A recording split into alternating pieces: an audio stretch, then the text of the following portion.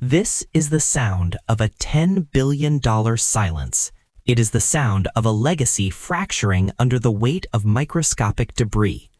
Before we dissect the corpse of the V35 AFTS engine and expose the corporate negligence that is currently burning a hole through Toyota's balance sheet, you need to hit subscribe right now.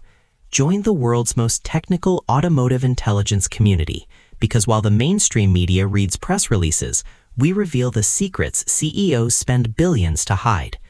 We are looking at an event horizon in automotive manufacturing.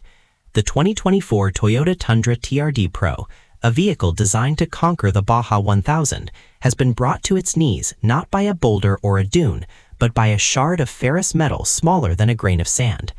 To understand how we got here, we must first understand the transition that doomed the platform.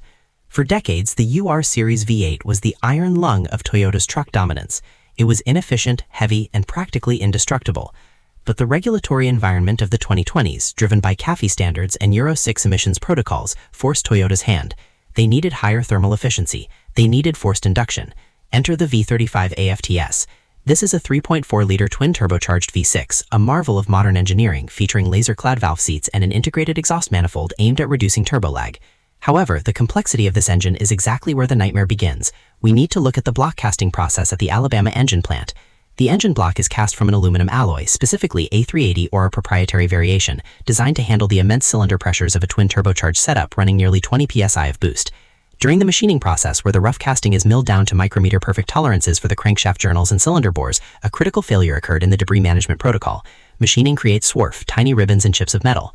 In a sterile manufacturing environment, high-pressure coolant jets, typically utilizing a water-soluble oil emulsion, are used to flush this debris away. But in approximately 102,000 engines, this flushing process failed. Let's talk about the physics of what happens next. You have a ferrous metal shaving, potentially hardened steel from the cutting tool itself, or aluminum from the block, trapped inside the oil gallery.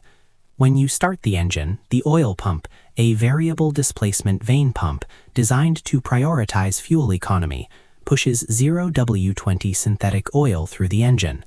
This oil is incredibly thin, almost like water at operating temperature, to reduce parasitic drag. The debris travels with the oil. It bypasses the filter because it is already downstream of the filtration media, trapped during the assembly of the block itself. It arrives at the number 1 main bearing. The main bearings are the semicircular metal shells that the crankshaft spins on.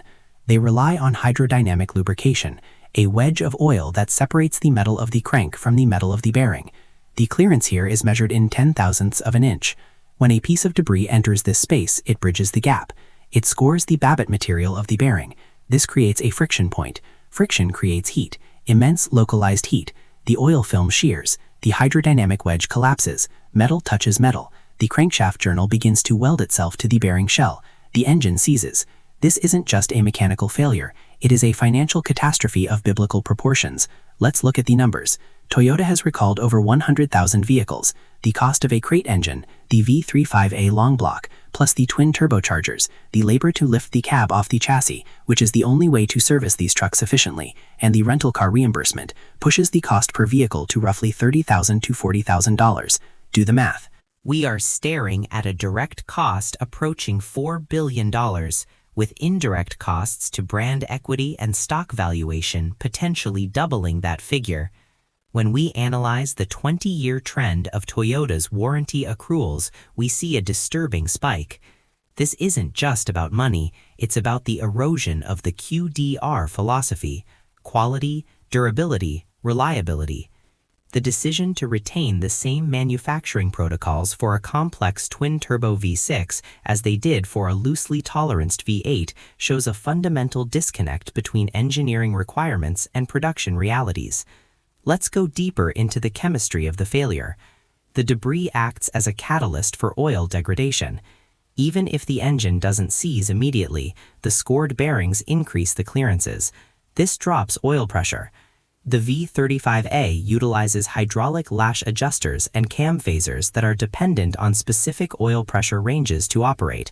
As pressure bleeds off through the damaged main bearings, the variable valve timing system becomes sluggish. You lose power. You get timing codes. The ECU, the Denso-supplied brain of the truck, attempts to compensate by adjusting fuel trims and timing advance, but it cannot compensate for a physical loss of hydraulic integrity. The driver might hear a knock, a rhythmic, metallic thud. That is the sound of the connecting rod changing its geometry as the bearing disintegrates. It is the death rattle of a $10 billion R&D program. Now consider the sheer scale of the logistical nightmare. Replacing 100,000 engines requires casting 100,000 new blocks, machining them, correctly this time, and shipping them to dealers who are already overwhelmed. A technician at a Toyota dealership is flagged to pay roughly 15 to 20 hours for this job.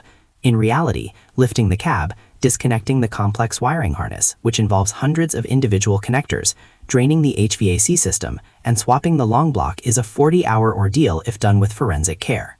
This discrepancy leads to rushed labor. Rushed labor leads to secondary failures, loose ground straps, pinched hoses, unfilled coolant loops. We are looking at a secondary wave of reliability issues stemming from the fix itself. This is the Toyota paradox. The company that invented the Toyota production system, the envy of the manufacturing world, the creators of Kaizen, failed to clean metal shavings out of a hole.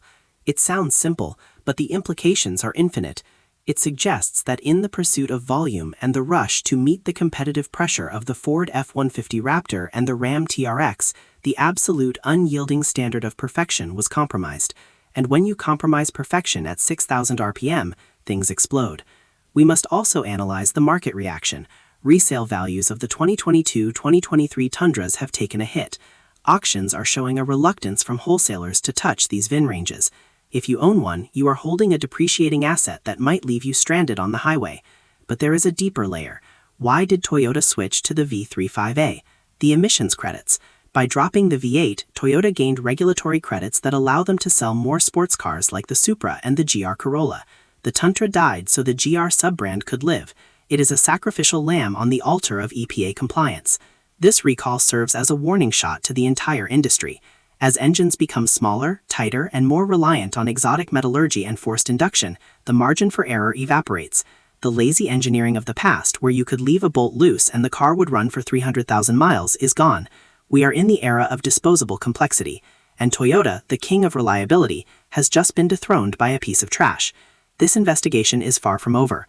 We will be tracking the forensic analysis of the replaced engines. We will be monitoring the class action lawsuits filing into the Southern District of Texas. And we will be right here, dissecting every bolt, every bearing, and every lie. If you value this level of technical scrutiny, you know what to do. Subscribe.